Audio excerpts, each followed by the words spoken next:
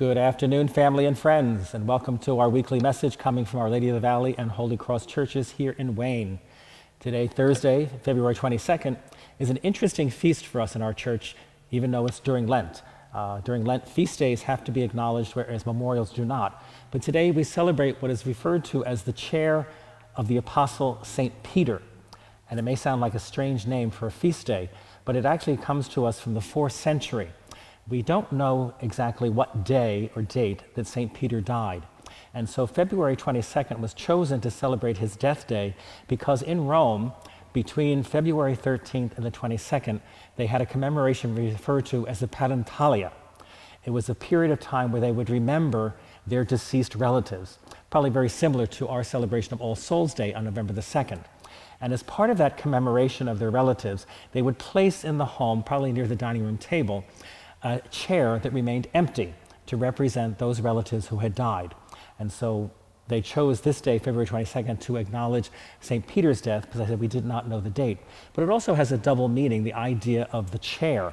If you've ever been to St. Peter's Basilica in Rome, behind the high altar under the Bernini colonnade, there is what they call the altar of the confession.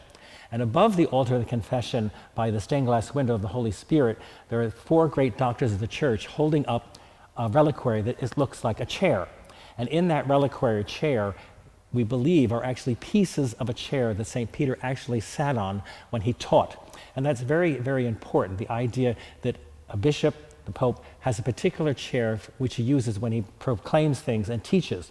That's why even throughout the world, every cathedral, which gets its name from chair, cathedra, in the cathedral there is a chair that is the bishop's.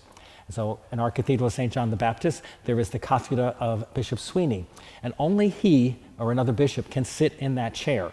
The other priests of the cathedral cannot sit in that chair because that is the bishop's chair. It's the symbol of his authority, his teaching authority. And so many times they will say something is spoken ex cathedra, from the chair, which gives greater weight to it.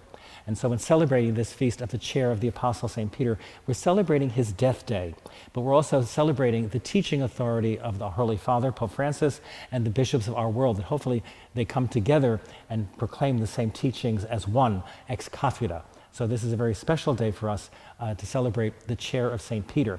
It's interesting, when I was growing up, it was the first time I encountered the idea of an empty chair. We had gone to the funeral home of a relative of ours who was from an Italian background, and we went into the viewing room. Next to the casket, there was a chair that was decorated with flowers. And I commented, what's the chair about? And they explained that to me, this whole idea coming from Rome, that the chair represented those relatives of that particular relative who had died, and the chair remained empty. So today is the feast of the chair of the Apostle St. Peter. A couple of reminder that tomorrow, Friday, is the Knights of Columbus Fish Fry. Some tickets will be available at the door. No more advance tickets are available on their website.